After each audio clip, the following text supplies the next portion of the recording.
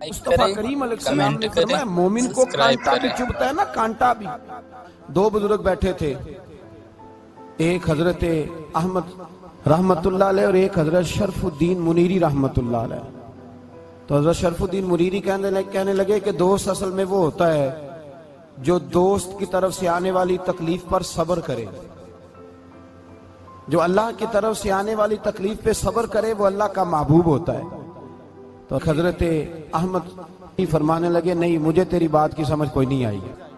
सब्र करे वो अल्लाह का दोस्त है, मुसीबत पे सब्र करे। तो कहा जनाब फिर अगर नहीं समझ आई तो आप बता दें अल्लाह का दोस्त कौन है।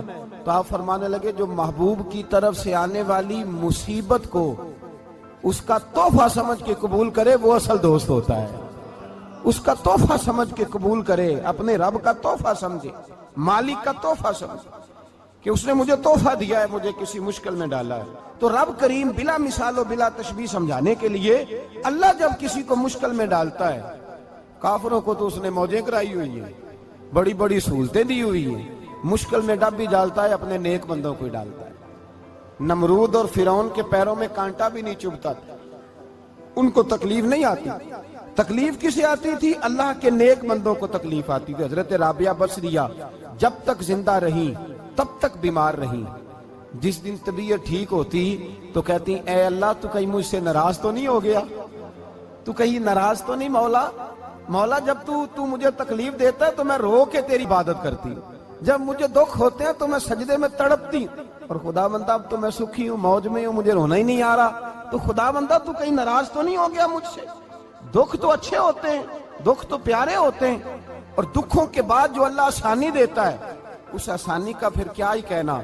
उस हजरत अय्यूब अला नबीना अलैहिस्सलातु सलाम बीमार रहे, 60 साल अल्लाह ने तंदुरुस्ती दी। कितने साल बोले? 60 साल गौर करना बात पर, 60 साल अलील रहे, फिर बीमार हो गए। 18 साल हो गए बीमार हुए।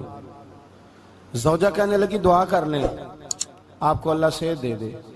हमें अगर कोई बंदा पूछ लेना कि भाई कभी कोई खास बात तो सुनाओ, तो हम जो सारी जिंदगी सुख के साथ सोए होते हैं वो बात नहीं सुनाते।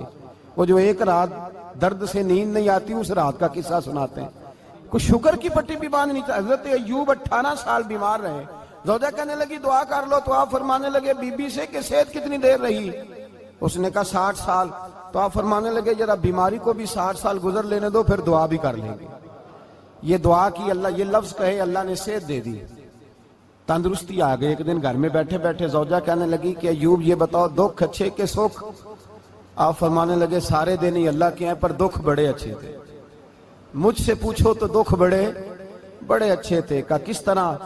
तो हजरत अय्यूब फरमाने लगे जब मैं बीमार था तो 24 घंटे में एक दफा मेरा रब मेरा हाल पूछा करता था। एक दफा मेरा अल्लाह पूछता था अय्यूब तेरा हाल क्या है? फरमाते हैं 12 घंटे तो लज्जत ही रहती थी कि मेरे रब ने मेरा हाल पूछ लिया है, और अगले 12 घंटे में इंतजार करता था मालिक हाल दोबारा कब पूछेगा। फरमाने लगे अब सेहत तो हो गई है पर अब मेरा रब मेरा हाल तो नहीं ना पूछता।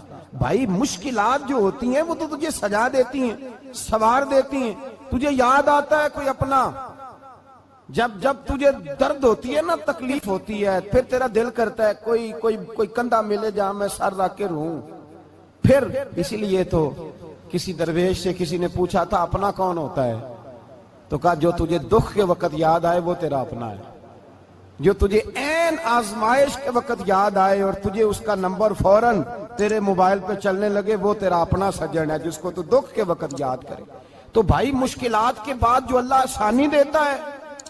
हजरत इब्राहिम को आग में भी फेंका गया, हजरत इब्राहिम अलैहिस्सलाम को सताया भी गया, निकाला भी गया, लेकिन जब इन मुश्किलात से गुजरे तो मेरा रब फरमाता है वैज़िब तला इब्राहिम रब्बुहु बिकलिमातिन फअतम्महुन्ना काला इन्नी जाइलुका लिन्नासि इमामा।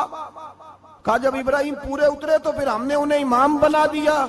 या अल्लाह किस तरह की इमामत दी?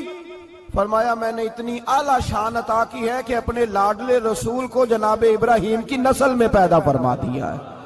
मैंने मुस्तफा को उनकी नस्ल में पैदा कर दिया, कयामत तक के लिए उनका वकार बढ़ा दिया। अल्लाहुम्मा सल्ली अला मुहम्मदिन व अला आले मुहम्मद कमा सल्लैता अला इब्राहीम व अला आले इब्राहीम। उनकी अजमत बढ़ा दी। इसलिए कि जब वो आजमाइश से गुजर करके आए फिर जो आसानी दी। मेरे नबी पाक सल्लल्लाहु अलैहि वसल्लम ने दीन इब्राहिमी की बहुत सारी चीजों को रखा, कहा मैं मिल्लत इब्राहिमी पे हूं। जब कोई मुश्किलात को अबूर करके आता है, जब कोई तकलीफें सह करके आता है, उसके लिए जो अजर होता है, उसके लिए जो फिर अल्लाह कितनी कितनी जरा बड़ी तवज्जो कीजिएगा। लोग समझते हैं फला आदमी मुश्किल में है तो शायद मुश्किल में ही रहेगा, फला आजमाइश में है तो शायद आज मेरा अल्लाह फरमाता है एक मुश्किल दे के मैं 2 आसानियां भी दूंगा।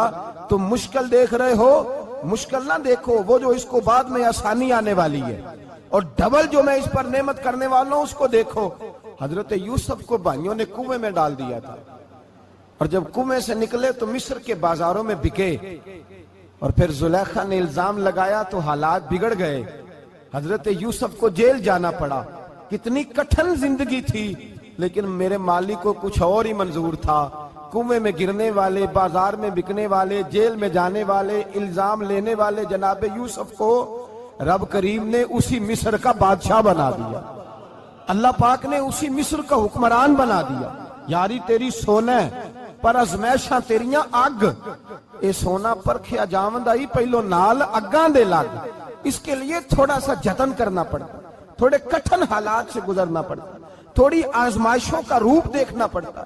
हम चाहते हैं कि हमें छेड़े कोई ना कोई तकलीफ ना आए, कोई आजमाइश, ये हो नहीं सकता मेरे भाई। नामी कोई बगैर मुशक्कत नहीं हुआ। 100 बार जब अकीक कटा तब जाकर नगी हुआ।